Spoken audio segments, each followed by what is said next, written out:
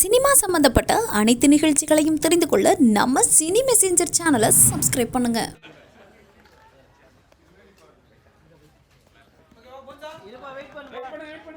கௌரவப்படுத்ததில் பெருமகிழ்ச்சி அடைகிறோம். அவருக்கான இந்த 1,00,000 ஊக்கப்பரிசு காசோலையை வழங்குகிறார் திரு கார்த்தி அவர்கள். உங்கள் பெருத்த கரகோஷத்துடன்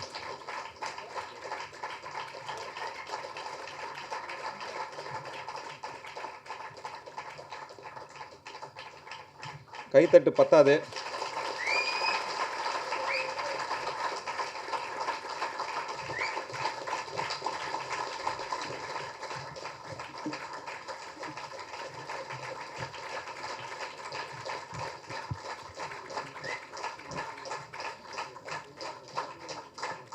கைத்தட்டு பத்தாது.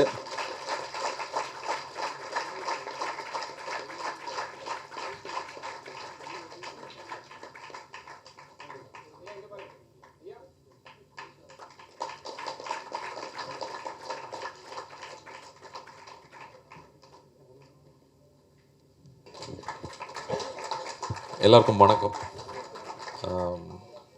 முக்கியமாக இங்கே ஒரு அன்பு சார்ந்த மக்கள் இவ்வளோ பேரை ஒருங்கிணைச்சதே எனக்கு அவ்வளோ சந்தோஷமாக இருக்குது. ஒவ்வொருத்தரை பற்றியும் அவர் சொல்ல சொல்ல கேட்குறதே நெகிழ்ச்சியாக இருந்துச்சு. எப்படி அவங்களால இப்படி இயங்க முடியுது அப்படிங்கிறது ரொம்ப ரொம்ப சந்தோஷமாக இருந்தது.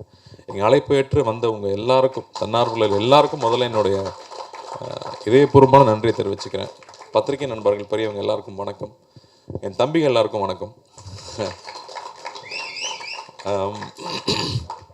25வது படம் ரீச் பண்ணிட்டோம். ஸ்பெஷலாக ஏதாவது ஒன்று பண்ணணும், மக்களுக்கு நன்றி சொல்கிறதுக்கு என்ன ஒரு சந்தர்ப்பம், நல்ல சந்தர்ப்பம் இது. அப்படிங்கும்போது ஒரு கோடி ரூபாய்க்கு ஏதாவது ஒன்று பண்ணணும். அப்படிங்கும்போது ஃபஸ்ட் அன்னதானம் பண்ணலான்னு சொன்னாங்க. நான் பணம் தான் கொடுக்க முடிஞ்சுது. ஆனால் தம்பிங்க தான் ஒவ்வொரு இடமா போய் நின்று ஒவ்வொரு நாளும் 1000 பேருக்கு சாப்பாடு போட்டிருக்காங்க, அவங்க கையால் போட்டிருக்காங்க. ஸோ அவங்களுக்கு நான் நன்றி சொல்கிறதுக்கான தருணமே கிடைக்கல. இந்த தருணத்தில் அவங்களுக்கு நான் நன்றி சொல்லிக்கிறேன். அதுக்கப்புறமா எந்த ஒரு விஷயம் செஞ்சாலும் அது பல பேருக்கு பயனடையணும் அப்படிங்கிறதுனால தான் ஒரு 25 பள்ளிகள் தேர்ந்தெடுத்து பண்ணலாம், அவங்களுக்கு தேவையான விஷயங்கள் பண்ணலான்னு முடிவு பண்ணோம். அதே மாதிரி 25 ஹாஸ்பிட்டல்ஸோ இல்லாட்டி ஆதரவற்றோர் இருக்கிற பள்ளிகள் இல்லாட்டி இல்லங்களை தேர்ந்தெடுத்து பண்ணலான்னு ஒரு 25 தேர்ந்தெடுத்தோம். அதுக்கப்புறமா இன்னொரு நம்ம தம்பிக்கு கொடுத்த ஐடியா தான், அண்ணே தன்னார்வலர்கள் இங்கே அவ்வளோ பேர் இயங்கிக்கிட்டு இருக்காங்க, அவங்களுக்கான பாராட்டுகள் கிடைக்கிறதில்ல, அவங்க பாராட்டு எதிர்பார்க்குறவங்களும் கிடையாது. உண்மையாகவே எனக்கு இவங்களை அழைச்சா வருவாங்களானேன்னு எனக்கு ஒரு பயம் இருந்துச்சு.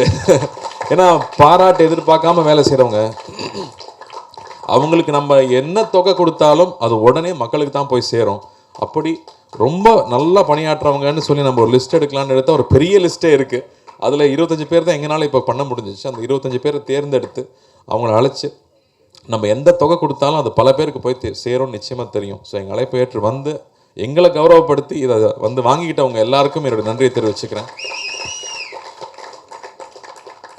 சின்ன சின்ன குழந்தைங்களுக்கு என்னங்க சொல்லித்தரலாம் அப்படின்னு கேட்டால் அன்பாக இருக்க கற்றுக் கொடுங்கன்றது மட்டும்தான் சொல்கிறாங்க. ஃபஸ்ட்டு அவங்களுக்கு பணம் சம்பாதிக்கிறதோ இல்லை என்ன படிக்கணுமோங்கிறதெல்லாம் தாண்டி அன்பு தான் முக்கியன்றாங்க. அப்படி இந்த அன்புங்கிற ஒரு விஷயத்துக்காக முன்ன பின்ன தெரியாதவங்க, உதவி வேணும்னு கேட்க தெரியாதவங்கள போய் பார்த்து நின்று அவங்களுக்கு என்ன தேவைன்னு தொடர்ந்து இயங்கிறது சாதாரண விஷயம் இல்லை. இங்கே என்னால் இன்றைக்கி எவ்வளோ முடியுதோ நான் பண்ணுறேன் அப்படின்னு சொல்லி நிறுத்தாமல் பண்ணுறது இருக்கு இல்லையா. அவங்க யாருமே இங்கே பெரிய வசதி வாய்ப்பு இருக்கிறவங்க கிடையாது.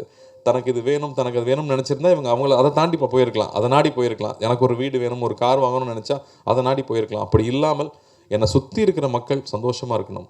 அன்றைக்கி பார்த்தேன், அவங்க வீடு இல்லாமல் ரோட்டில் படுத்துருக்காங்க. அவங்களுக்கு என்ன பண்ண முடியுங்கிற சிந்தனை எப்பவுமே மனசில் ஓடிட்டு இருக்கிறதுனால தான் அவங்களால இப்படி இயங்க முடியுது. இவங்களை இங்கே அழைச்சி இங்கே இந்த மீடியா வெளிச்சத்துக்கு முன்னாடி அடையாளப்படுத்துனது எனக்கு சந்தோஷமாக இருக்குது. ஏன்னா இங்கே உதவி பண்ணணும்னு நினைக்கிறவங்க நிறைய பேர் இருக்காங்க. ஆனால் யார் மூலமாக உதவி பண்ணுறதுன்னு தெரியாது. பணம் இருக்குது, ஆனால் நேரம் இல்லை. அப்போது இங்கே நேரம் செலவழித்து மதிப்பிட முடியாத அந்த நேரத்தை செலவழித்து அங்கே போய் நின்று வேலை செய்கிறவங்க இவ்வளோ நல்ல உள்ளங்கள் இங்கே இருக்காங்க அப்படின்னு நம்ம மக்களுக்கு தெரியணும். அதுக்காகவே இதை ஆர்கனைஸ் பண்ணணும்னு சொல்லலாம். ஏன்னா இதன் மூலமாக இவங்கெல்லாம் அந்தந்த ஊரில் இருக்காங்கன்னு தெரியும், வெவ்வேறு ஊர்லேருந்து வந்திருக்காங்க இங்கே. ஸோ அங்கே இருக்கிற செல்வந்தர்கள், அங்கே இருக்கிற நல்ல மனிதம் படைத்தவர்கள் யாருக்கு உதவி பண்ணணும், யார் மூலமாக உதவி பண்ணணும்னு நினச்சா இவங்க எல்லாருமே இருக்காங்க அப்படின்னு அடையாளப்படுத்தி காட்டுறதும் இதில் முக்கியமாக நான் நினச்சேன். அதுக்காக இந்த விழா ஏற்படுத்தி கொடுத்த தம்பிகளுக்கும் நன்றி. இங்கே வந்திருந்து பெருமை சேர்த்து இந்த விஷயத்தை பதிவு பண்ண பத்திரிகை ஊடக நண்பர்களுக்கும் என்னுடைய மனமார்ந்த நன்றியை தெரிவிச்சுக்கிறேன். அண்ட் இந்த பணி தொடரும். இன்னும் நிறைய விஷயம் பண்ண வேண்டியது இருக்குது. இது ஒரு இடைக்காலம்னு சொல்லலாம். இந்த காலத்தில் இதை செஞ்சு முடிஞ்சதுங்கிறது எனக்கு ரொம்ப ரொம்ப மகிழ்ச்சி. ரொம்ப நன்றி. தேங்க்யூ. தீபாவளியின் போதும் அவங்க ஆஃபீஸ்லேருந்தே கேட்டு பண்ணுவாங்க. அந்த சப்போர்ட்டுக்காக சாரை நம்ம என்ன பண்ண முடியும், சால்வையை மட்டும்தான் அணிவிக்க முடியும். அதை அணிவிச்சு அவரை கௌரவிக்கிறோம்.